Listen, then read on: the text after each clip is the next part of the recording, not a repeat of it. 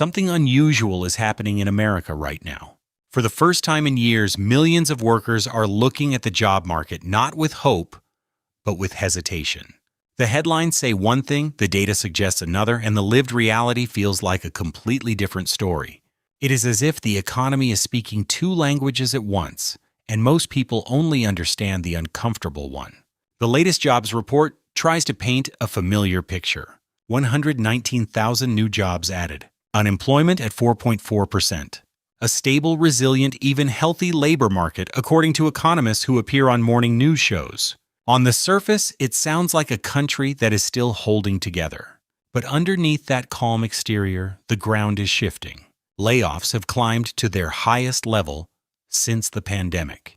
White-collar workers, once confident, once insulated, are losing jobs faster than at any point in the last decade. Hourly workers face fewer shifts, stricter schedules, and more competition for roles that used to hire on the spot.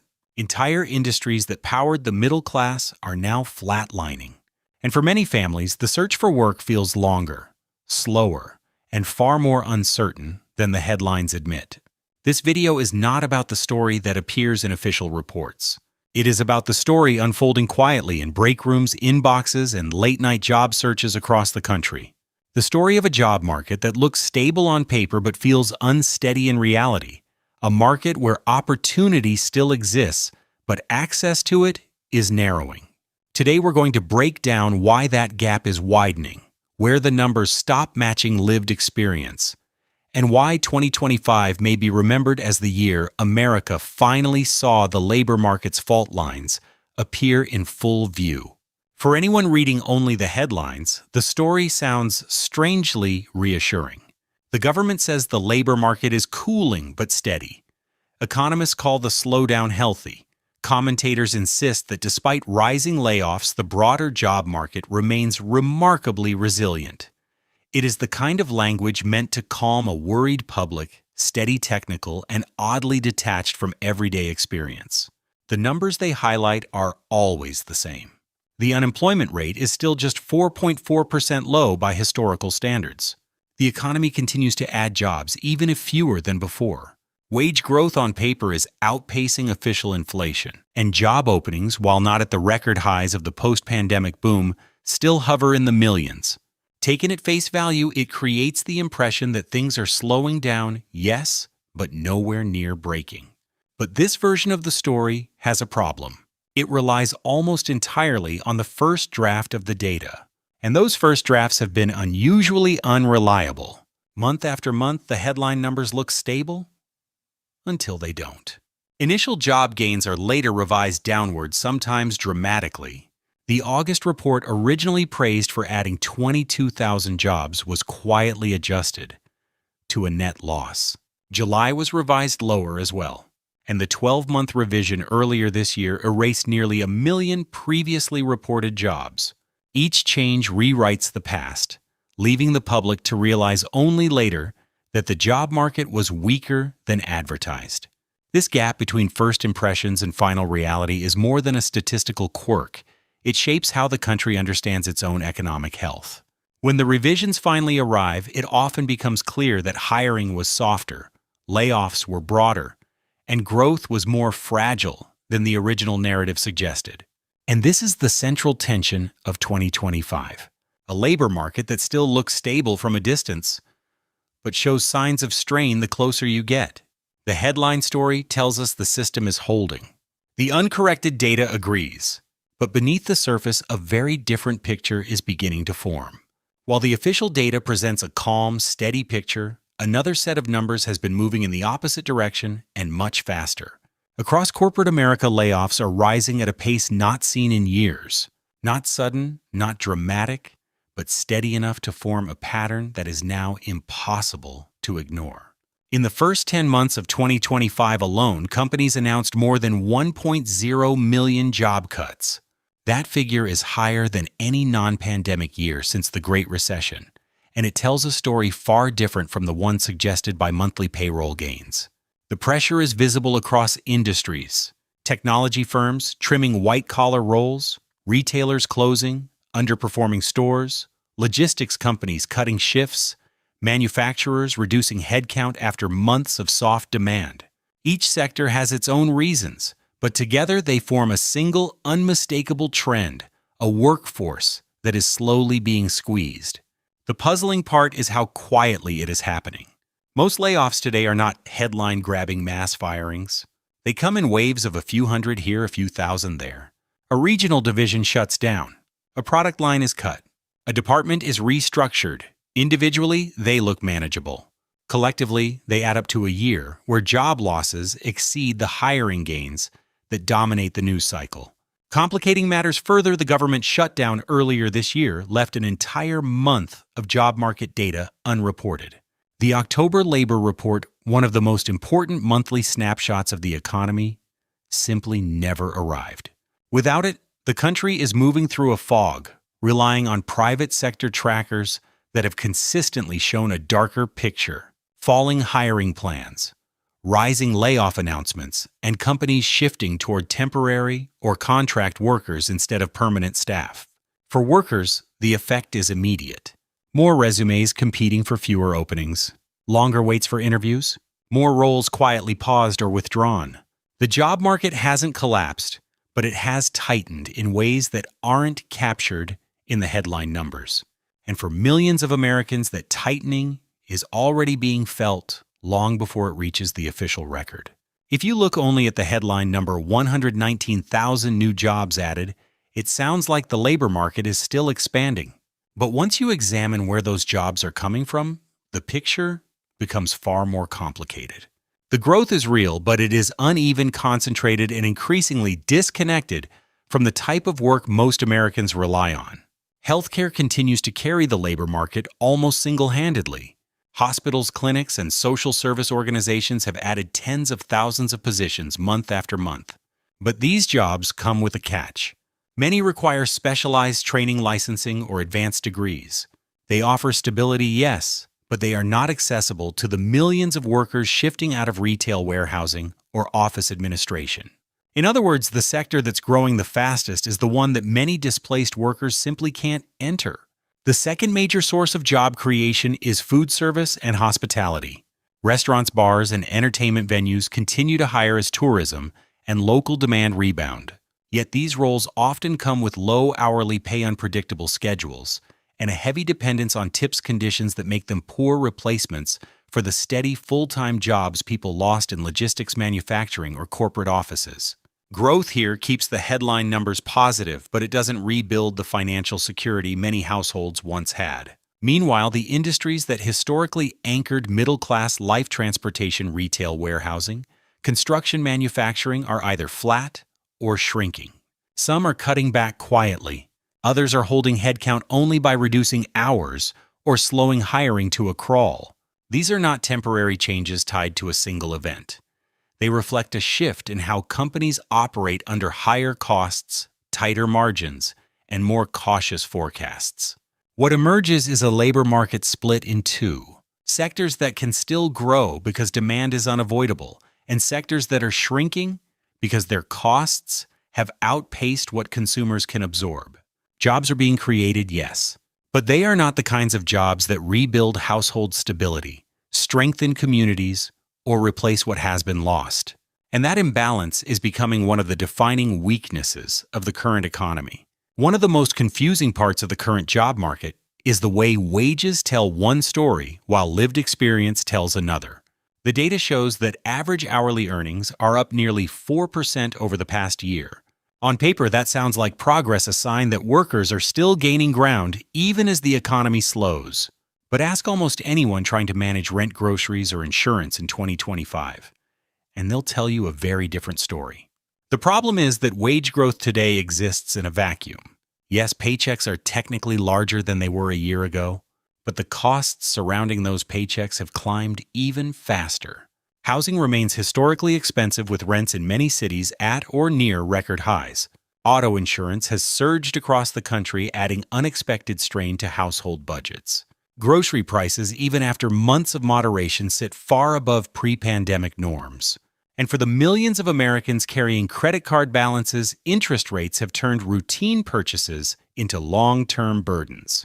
When you combine these pressures, wage growth stops feeling like a raise and starts feeling like a race you never actually win. An extra dollar an hour is quickly swallowed by higher utility bills. A slightly bigger paycheck disappears the moment childcare fees or car repairs come due. Households aren't imagining the squeeze, they're experiencing the real version of inflation that official metrics can't fully capture. This is the heart of the wage illusion. Numbers that look healthy in isolation but lose meaning in the context of everyday life. It's not that wages aren't rising, they are. It's that the cost of maintaining the same standard of living has risen even more. And as more workers shift to part-time roles, fluctuating shifts, or gig income, the stability of those paychecks becomes just as important as their size. In a strong labor market, rising wages bring relief. In today's market, they bring questions. Why does everything still feel harder? Why does money disappear faster?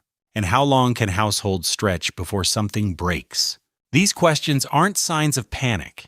They're signs that the economy workers are living in looks very different from the one economists describe on paper. Beneath the surface of rising wages and modest job gains lies another shift, quieter, harder to measure, but felt by workers across the country. It is the slow erosion of job quality, the kind that doesn't show up in unemployment statistics, but reshapes daily life just the same. Millions of Americans are technically employed, yet barely holding on. The number of people working part-time for economic reasons, those who want full-time hours but can't get them, has climbed steadily. Schedules fluctuate week to week, sometimes day to day, making it nearly impossible to plan childcare budgets or even a second source of income. For workers in retail, hospitality, and service jobs, unpredictability has quietly become the new normal. Then there are the long-term job seekers, people who have been out of work for months, sometimes half a year, still sending applications that vanish into automated systems. They are included in the official data, but numbers alone don't capture the emotional weight of waiting, searching, and starting over. Many of these workers once held stable positions in logistics administration or customer service roles that are now being restructured, outsourced, or absorbed by automation. Underemployment is not just about hours, it's about skills. A growing share of workers are taking jobs below their qualifications simply because they need income now.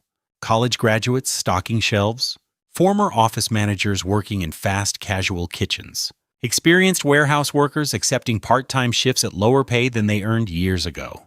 It is a reshuffling of talent that leaves individuals and the economy less efficient than before. What makes this crisis hard to see is its subtlety. The numbers say people have jobs, but the reality is that many of those jobs no longer provide security, growth, or a pathway forward.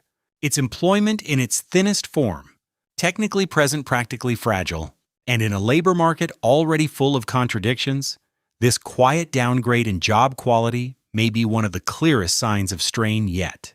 While the monthly reports describe a labor market that is merely cooling, several long-view indicators hint at something more serious taking shape, signals that economists and market strategists quietly watch because they tend to turn before the official data does. And right now, many of those signals are converging in a way we haven't seen in years. The first warning sign comes from recession-sensitive sectors: manufacturing, construction, transportation, retail, and business services.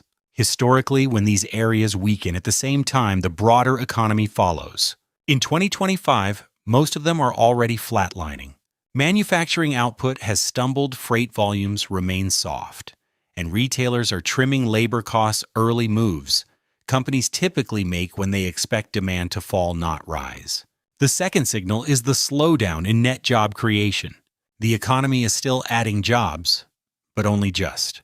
A few years ago, monthly gains exceeded several 100,000. Today, we celebrate six-figure numbers that barely outpace population growth. When job gains hover too close to zero, it doesn't take much: a weak month, a revision, a shift in seasonal hiring for the line to turn negative. And historically, 2 consecutive months of job losses have almost always coincided with the start of a recession. A third red flag lies in the composition of growth. Healthcare and social assistance are carrying nearly the entire labor market. When job creation narrows into only a few essential sectors, It often reflects underlying weakness elsewhere, strength built on necessity, not momentum. The fourth signal comes from technology and automation. Layoffs tied to AI adoption and restructuring are rising not in dramatic waves, but in steady cuts that reshape offices and back-end operations. These aren't temporary losses. They often represent permanent shifts in how companies operate. Fifth, government employment, a historically stable pillar, has shown unexpected fragility. Federal payroll disruptions tied to shutdowns and cost-cutting efforts have filtered down into local agencies already stretched thin, a rare and unsettling development. And finally, there is unemployment claims. Initial filings remain moderate, but the trend line is edging upward. Claims don't need to spike to signal trouble. A slow, consistent climb often marks the moment when layoffs spread from isolated industries to the broader economy. Taken together, these indicators suggest not a collapse, but a turning point, one that rarely reverses quickly. The job market may not be breaking, but it is bending, and the direction of that bend is becoming harder to ignore. All of this data, job gains, layoffs, revisions, industry shifts, paints a broad picture of the economy. But for most people, the experience is far more personal. It shows up not in charts or monthly reports, but in the quiet friction of everyday life. It appears when applications go unanswered for weeks instead of days. When a position once filled quickly now stretches across multiple interview rounds for a role that pays less than it did 3 years ago. When part-time hours replace full-time schedules without warning. When families who once felt stable begin making trade-offs they never expected to face. This is the part of the job market that official statistics struggle to capture, the tightening that people feel long before it becomes visible in the numbers. A market where opportunity hasn't disappeared, but access to it has become narrower, slower, and more competitive. For many workers, it feels as if the rules have shifted. Employers are more cautious, hiring managers are slower to commit. Companies are prioritizing efficiency over expansion. And even when the economy adds jobs, those jobs may not match the skills, pay, or stability that households depend on. None of this means the labor market has collapsed, but it does mean the experience of finding work, keeping work, and growing within work has become harder than the headlines suggest. If the job market feels different where you live, it's because it is. And recognizing that reality is the first step toward understanding what comes next. When you step back and look at everything together, the slowing job gains, the rising layoffs, the uneven industries, the wage illusion, the quiet spread of underemployment, a clearer picture emerges. The labor market isn't crashing, but it is shifting into a new phase one, where stability is harder to find and progress takes more effort than it once did. This doesn't mean there's no opportunity ahead. Economic transitions often create new paths, new skills to learn, and new industries that grow faster than expected.